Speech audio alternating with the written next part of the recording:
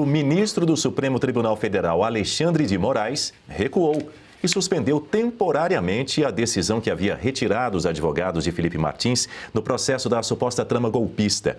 A mudança ocorreu depois de uma petição escrita de próprio punho pelo ex-assessor presidencial, que pediu a Moraes o direito de manter sua defesa. O ministro concedeu 24 horas para que os advogados de Martins apresentem as alegações finais, etapa que, segundo o STF, não teria sido entregue dentro do prazo legal. O documento de Moraes também determina que a Secretaria Judicial certifique o encerramento do prazo no dia 11 de outubro, contado a partir da publicação no site oficial do tribunal. A Procuradoria-Geral da República foi comunicada da decisão. Mais cedo, Moraes tinha afastado do caso os advogados Jeffrey Chicchini e Ricardo Schaefer, que representam Felipe Martins, e Eduardo Kuntz, que representa Marcelo Câmara. No lugar, Moraes determinou que a Defensoria Pública da União assumisse os casos. Moraes justificou a decisão dizendo que as defesas teriam abusado do poder de defesa ao não entregar as alegações finais, etapa importante antes do julgamento, dentro do prazo que terminou na última terça-feira, dia 7 deste mês. Ele também acusou os advogados de agirem de forma inusitada e de tentar protelar o processo com uma manobra procrastinatória, o que classificou como litigância de má-fé. Em nota à imprensa, Eduardo Kuntz, que representa Marcelo Câmara, sustentou que as alegações finais serão entregues até o dia 23 de outubro, dentro do período legal de 15 dias. O advogado afirmou que o prazo passou a contar a partir do dia 8 de outubro, quando uma diligência solicitada pela defesa e autorizada pelo próprio ministro Alexandre de Moraes foi anexada ao processo. O defensor ressaltou que age em conformidade com a lei e que não houve qualquer intenção de adiar o julgamento. Para ele, a decisão de Moraes de afastar os advogados é desproporcional e fere o direito de defesa garantido pela Constituição.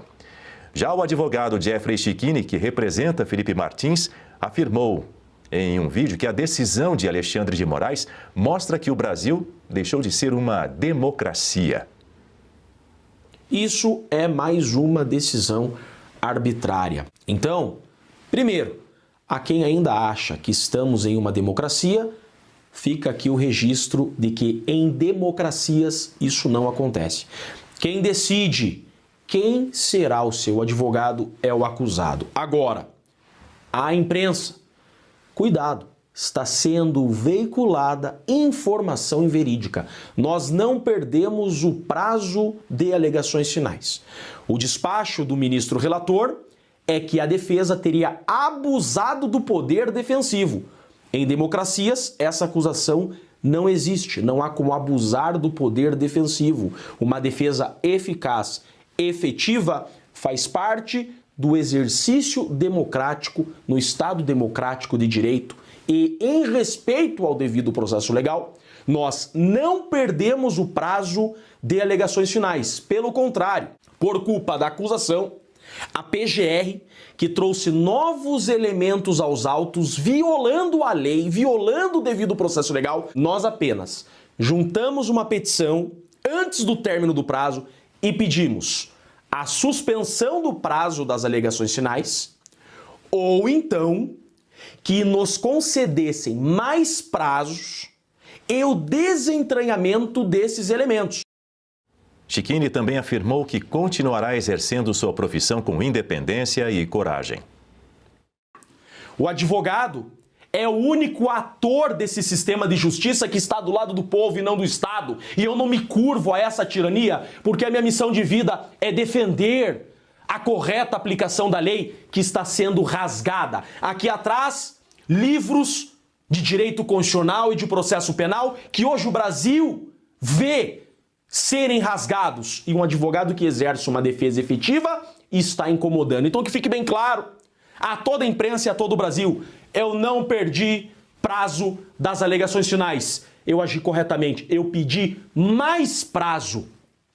Poderia o ministro ter negado e eu apresentava as alegações finais, que já estão prontas e tem mais de 350 páginas a rebater todas as ilegalidades e todos os abusos dessa acusação totalitária injusta. Daí a fala contundente do advogado Jeffrey Schichini, advogado do ex-assessor internacional do governo Jair Bolsonaro, que está aí na tela, Felipe Martins. Nesse momento nós estamos já recebendo aqui André Marcília para comentar os assuntos jurídicos dessa semana. A gente vai começar justamente por este tema, por este assunto, e eu chamo a sua atenção, a atenção de você que nos acompanha aqui em Oeste Sem Filtro. Daqui a pouco a gente vai receber o advogado de Felipe Martins, o Ricardo Schaefer, vai conversar conosco aqui em Oeste Sem Filtro. Mas deixa eu dar as boas-vindas para o André Marcília. Boa noite para você, seja bem-vindo mais uma vez. Boa noite a toda a bancada, boa noite a toda a audiência. É um prazer estar aqui.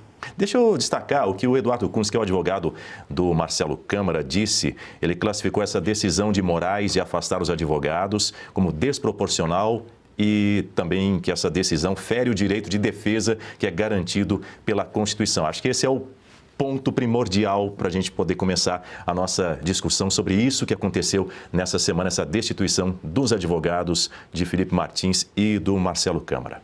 Pois é, fere o direito mais básico da defesa, que é escolher o seu defensor.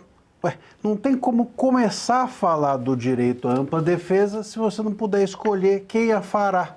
Quer dizer, é uma relação de confiança básica entre advogado e parte, a escolha de quem será o seu defensor. Se isso te é impedido, ou se quem faz a escolha é o ministro, quer dizer, o seu adversário... Só faltava isso. Só faltava isso. E outra, né? O ministro Moraes, ele fechou a tinquina, como no bingo, porque ele é juiz, vítima, promotor, ele também se aventurou a ser conciliador, no caso do IOF, e agora ele também é parte, porque ele é que é responsável pela escolha de quem vai ser o advogado. Isso é totalmente absurdo, é um total abuso. A gente não consegue sequer falar em direito de defesa se você, repito, não puder escolher a sua defesa. Se você não confia no seu defensor, não há, óbvio, a garantia do princípio básico, que é o da ampla defesa, que está ancorado, né, no coração da nossa Constituição.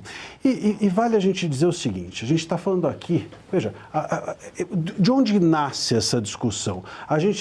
As defesas tinham, então, prazo para alegações finais, que, como o nome indica, são alegações finais, quer dizer, o último ato antes do julgamento. Então, essas alegações finais precisam pressupor que todo o corpo probatório esteja pronto. Mas havia perícias a serem concluídas, havia fatos novos a serem alegados. Como é que você vai apresentar alegações finais se as provas não estão finalizadas? Então não tem como. E aí eles pediram dilação de prazo, justamente para poder apresentar essas alegações no tempo correto. Ou seja, não houve perda de prazo. E ainda que houvesse, perda de prazo não pressupõe a possibilidade do juiz de destituir o advogado. O juiz pode destituir o advogado quando há abandono da causa. Ou seja, quando o advogado some. Por incrível que pareça, acontece. Quando se interessa muito.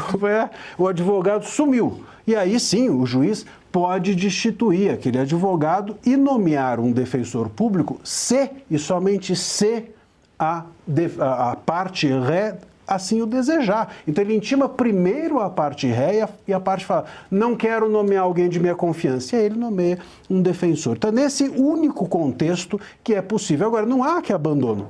Ao contrário, ele está acusando a defesa de agir de forma excessiva. Como é que eu posso entender que houve abandono e ao mesmo tempo excesso de defesa? Se tem um excesso do exercício da defesa, não tem abandono. Se tem abandono, não tem o exercício excessivo da defesa. Quer dizer, uma contradição em si. O ministro Moraes, ele passa, inclusive agora, a agir de forma ilegal, não apenas nos autos, mas até em relação à lógica